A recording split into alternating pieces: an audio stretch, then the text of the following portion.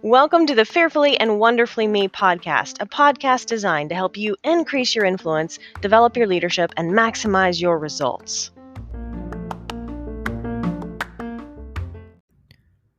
Hello, everyone. Welcome to today's podcast episode. I mentioned on the last podcast episode, I wanted to do a couple just touching on the topic of change and how we can increase our influence when change happens. And last podcast episode, I talked about we can respond to change in two ways. So if you didn't catch that, make sure you go back and listen to that one, because that sets the foundation for today's podcast episode on the fear of change. And I did touch on this just briefly at the end of the last podcast episode, because so many of us, and so much of the time when change happens, we are afraid of change. And that's not an abnormal reaction, because fear is what happens when anxiety over something becomes overwhelming to us.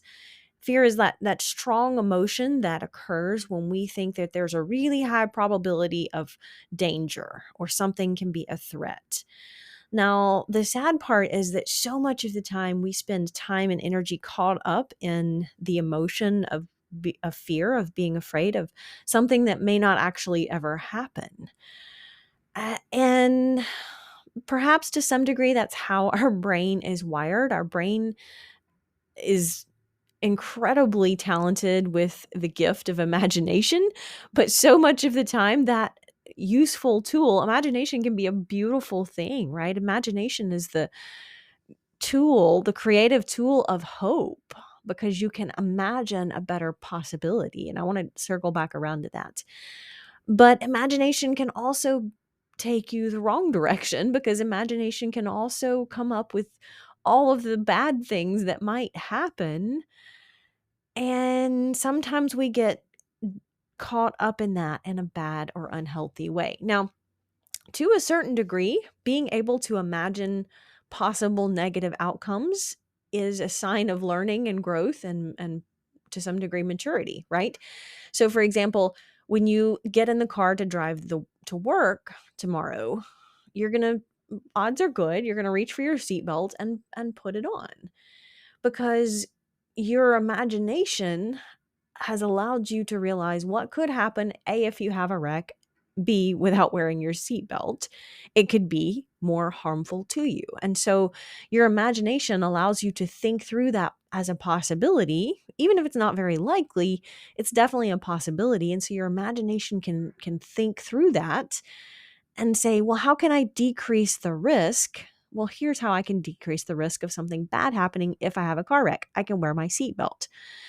So that's a good thing. That's a good way that our imagination coming up with possible potential negative outcomes can be very healthy. The problem is when it becomes overwhelming and we spend too much of our time and attention focusing on the things that could go wrong that we don't have any control over. And that's the key difference. You may not can control whether you have a car wreck. I mean, you can do all you can. You can drive safely. You can, drive smart. Don't fall asleep. But sometimes the car wreck might not be in your control, right? Sometimes it's the other person who's not doing what they need to do.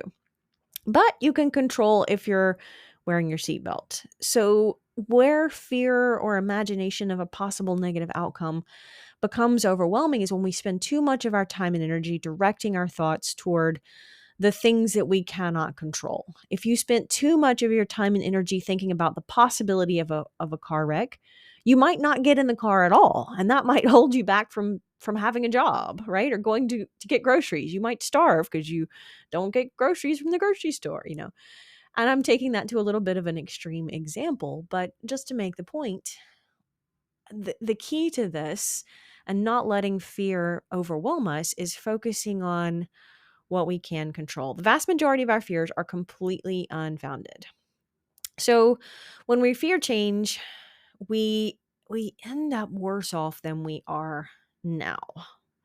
That's what we're fearful of. When we fear change, we're afraid that the next thing or the new situation is going to leave us worse off than we are now, right? We fear a loss of some kind.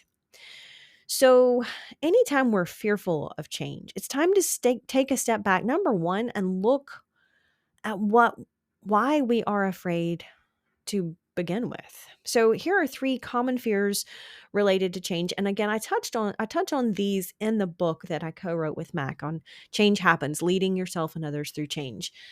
I think that the first thing, leading yourself through change is important, because until you can lead yourself through change, it's going to be really difficult to lead or influence others through change. Now, if you're in a formal leadership role of authority, responsibility, part of your job is to help your team learn to embrace change, learn to leverage change, right? That's part of your job, and your role as the leader is develop them so that they don't always automatically respond to change in a negative way. And that's just part of the leader's responsibility. But so many leaders miss that, either because they're not aware of the critical importance of it. They just throw changes at the team and then they wonder why everybody's resistant, or they're not able to lead themselves through change. So, three common fears related to change. Number one, fear of the unknown. I touched on this, but most of the time, most of us like to know what's coming. We don't like really big, unexpected surprises in areas that are critically important to us, because that there again, that uncertainty means we might not like the new situation, and we generally don't like that. We generally like change when it's our idea, but we like control over the things that are critically important to us. So even though our fears are frequently never realized, sometimes we just have that fear of the unknown. So, to overcome this, focus on the facts of the situation instead of telling yourself a story that may or may not even be true. Number two, fear of losing control. And this kind of goes right on top of fear of the unknown, right? Having control means we can get more of what we want, and that equals more options. And so, when change happens, we fear losing control because we fear that we won't have as many options. And I touched on this, but specifically to overcome the fear of losing control, focus on the things that you can do something about. And then fear of loss. Number three, a lot of times when change happens, we fear the change or the new circumstances because we fear that it's going to come with it a loss of some kind. For example, maybe you've had a best friend for 20 years, and now all of a sudden she's in a new relationship and she's getting married, and you fear at some level that you're going to lose the closeness of your relationship because now she has another somebody of importance in her life, right? And so even though you might like the person she's getting married to, there might be a little bit of fear of loss in that, and that might cause you to respond in negative or reactive ways. So, when we feel those negative reactive emotions bubbling up in times of change, it's important to drill down and think of, number one, why we're afraid to begin with. Because once we know that, it's much easier to address and resolve it, right? So, being able to identify why that emotion is there allows us to be more proactive in responding to it. And that's critical. There again, those are the opportunities, leading self in a way that allows us to leverage change and come out of it better, with more influence, with more options, with more opportunities. So, circling back around, because all of these principles relative to dealing with change, there again, they're the same leadership principles that help us be effective and be more successful.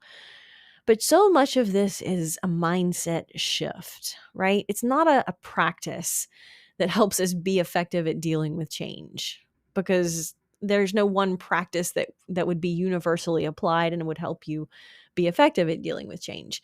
The principle can be universally applied, but not necessarily the practice. So, I'll just share with you an example of when I saw fear of change hold somebody back. And this is several years ago. The organization I was with was going through pretty major change. The industry was going through a major change. And one of the people that worked there, one of the ladies that worked there, she had been there a long time and she'd certainly seen changes in the past. But this particular change was drastically going to affect how we did the job that we were doing. And I remember having a conversation with her and we were talking about how to prepare and get ready for the change. It was coming, what could we do to best prepare our team and get ready to go through this. And she just said, you know what, I don't think I want to deal with the change. And so she retired and that was it. She just decided to terminate her career early because she didn't want to go through this big change. She was like, I don't want to relearn a new computer system. I don't want to relearn how to do something else. And that's a very personal decision. And I'm certainly not beating her up for it. But my point here is to say she was so afraid of the changes and having to get uncomfortable in response to the change. She just retired rather than deal with that new, learning curve.